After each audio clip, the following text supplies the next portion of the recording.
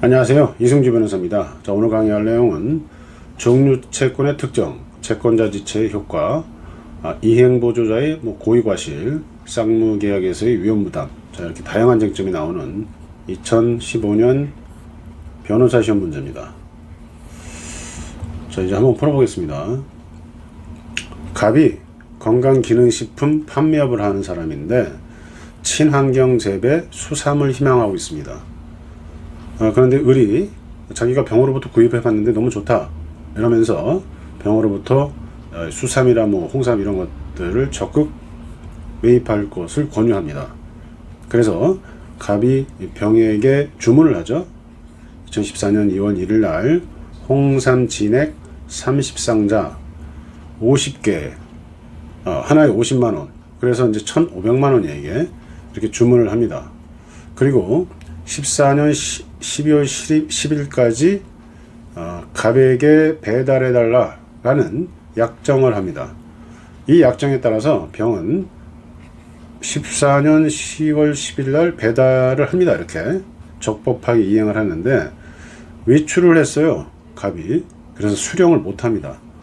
그러다 보니까 되돌아오죠. 그래서 되돌아와요. 그냥 되돌아와서 갑 창고 근처에 이렇게 놔뒀는데 병 창고에 이렇게 놔뒀는데 정이라는 직원의 경미한 실수로 다 타버려요. 전소돼 버립니다. 자, 이런 상태에서 병 입장에서는 내가 물건을 이렇게 갖다 줬는데, 약정한 날에 갖다 줬는데 갑 당신이 외출을 해가지고 내가 여기서 1시간이나 기다렸다, 그리고 이제 돌아와서 여기서 전소된 거는 내 책임이 아니다, 따라서 내가 원래 당신한테 전달했으면 받아야 될 1,500만 원을 달라, 이런 소송을 한 겁니다. 이게 가능할까요? 자, 병이 갑한테 이 소송 1,500만 원 달라는 소송 승소 가능성이 아주 높습니다. 그죠? 승소 가능성이 높은데 그 이유는 정유 채권이 특정된 거다, 이런 이제 이론이 하나가 나오는데, 갑이 병에게 주문한 홍삼 진액 30상자 하나에 50만원짜리, 요거는 병이 예를 들어서 30상자가 아니라 200상자는 갖고 있을 수 있죠. 그 중에서 30상자니까 이걸 뭐라고 하냐면 종류채권이라고 합니다. 종류채권. 자, 200개 정도 갖고 있다면 거기서 30개만 주면 돼요. 아무거나. 이 아무거나 준다는 거죠. 이 종류채권이 특정이라는 게 나오는데, 이 특정됐는 자가 하나의 쟁점이 됩니다. 그런데 병이 이 종류물이, 이거 종류물이라고 하는데 200개를, 이 종류물을 여기다 이렇게 원래 약정한 대로 딱 갖다 줬을 때 특정이 된다고 합니다. 자, 보시면 종류채권은 이런 특정인 문제가 있는데, 채무자가 이행에 필요한 행위를 완료하거나 채권자의 동의를 얻어서 이행할 물건을 지정할 때, 예를 들어서 갑이 병한테 가가지고 나 이 물건 30개 지정했으면 그때도 특정되는 거예요. 근데 지금 문제는 뭐예요? 그냥 병한테 30개를 갖다 달라 해가지고 갖다 준 겁니다. 그럼 이때 가져왔을 때 특정이 됩니다. 그래서 채무자가 이행에 필요한 행위를 완료할 때 특정이 됐습니다. 그래서 언제 특정됐어요? 14년 12월 10일 날 여기 가져갔을 때 특정이 딱 된 겁니다. 자, 홍삼 진액 30상자의 인도 의무는 약정상 지참 채무죠.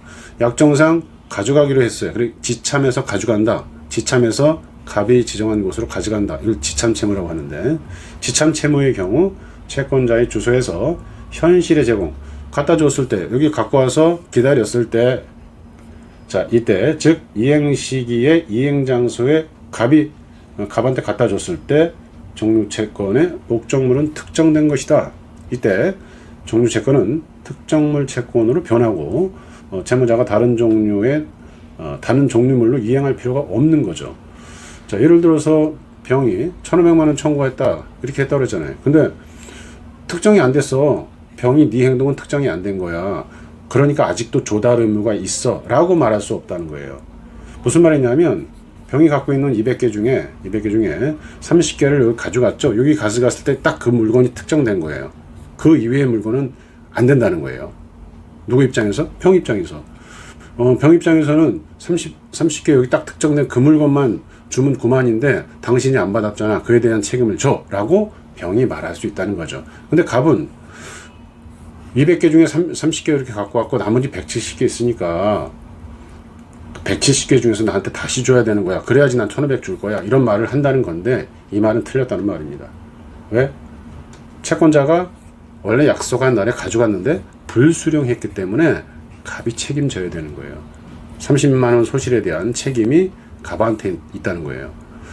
병에 30개를 줬는데 나머지 170개가 남았으니까 여기서 다시 줘야 된다 이러면은 병이 이 소실에 대한 책임을 져야 되는데 소실에 대한 책임은 누가 져야 돼요? 채권자 지체를 한 받지 않은 갑이 져야 된다는 거예요. 다만 직원이 경미한 실수가 있었다고 그랬죠. 이 경미한 실수는 고려하지 않습니다. 고려하지 않아요. 법조문에 나와요. 중대한 실수만 고려를 해요. 그래서 갑이 조달 의무가 남았으니까 170개 중에서 또 30개를 줘라 이런 주장을 못한단 말입니다. 자, 그래 조달 의무 없다는 거. 그 다음에 채무자가 채무의 내용에 따라서 변제 제공을 했죠. 채무자 병이 약속에 따라서 배달을 했어요. 근데 불수령했단 말입니다. 이렇게 변제 제공을 했음에도 채권자가 이를 수령하지 않은 거죠. 수령할 수 없는 거라고 볼 수도 있고 뭐 이제 까먹은 거니까 이때 채권자 지체가 성립이 됩니다.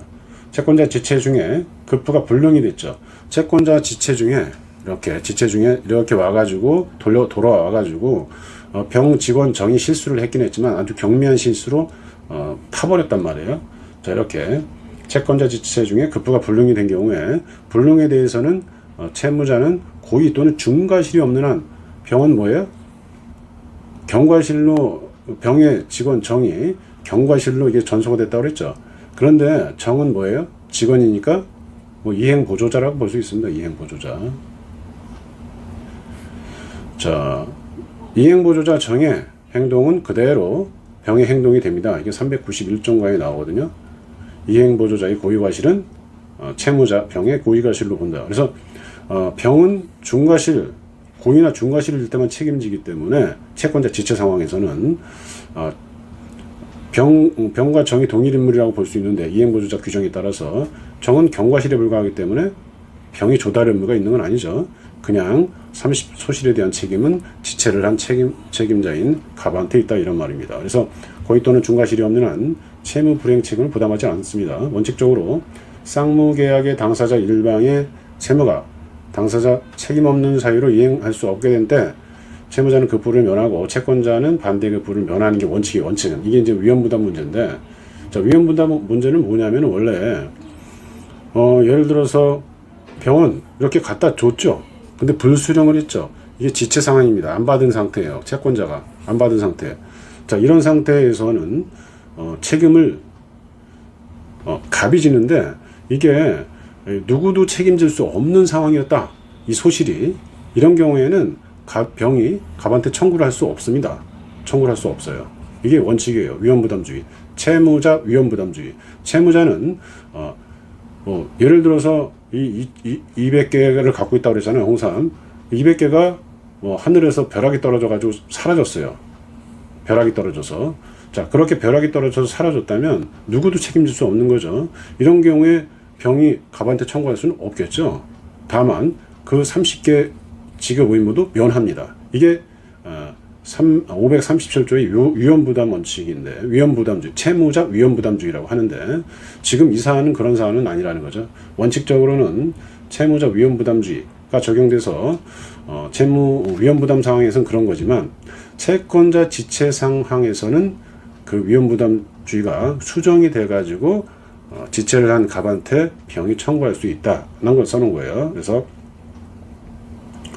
자, 보시면 원칙적으로는 쌍무계약의 당사자 일방의 채무가 쌍방의 책임 없는 사유로 이행할 수 없고 벼락이 떨어져가지고 200개가 다 날아갔다. 이럴 때는 병은 급부를 면하고 채권자는 반대로 채권자는 돈 줄 의무도 면하고, 그래서 결국은 병은 돈 청구도 못하고 자신의 의무도 면하죠.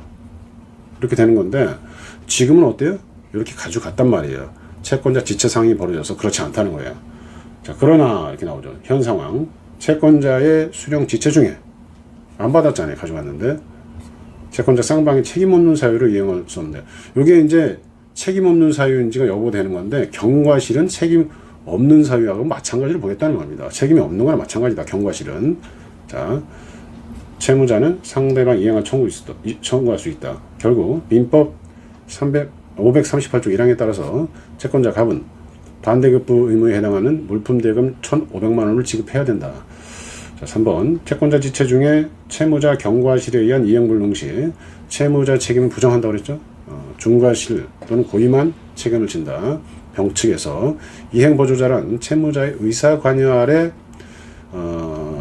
채무 이행을 하는 사람인데 요 경과실 실수자는 정의 직원 정. 그래서 채무자 병의 직원 정의 경과실로 화재가 발생하여 홍삼이 30개가 소실된 경우에 정은 피용자로서 이행 보조자죠. 그래서 정의 정과실은 병의 경과실이 되는 거죠. 결국 채권자는 반대급부 의무를 부담한다. 돈을 줘야 된다. 채권자가 갑은 병에게 30상사에 대한 값어치 1,500만 원을 지급해야 된다는 게 요 사례입니다. 좀 복잡한데 여러분 돌려보시면 될 것 같아요. 감사합니다.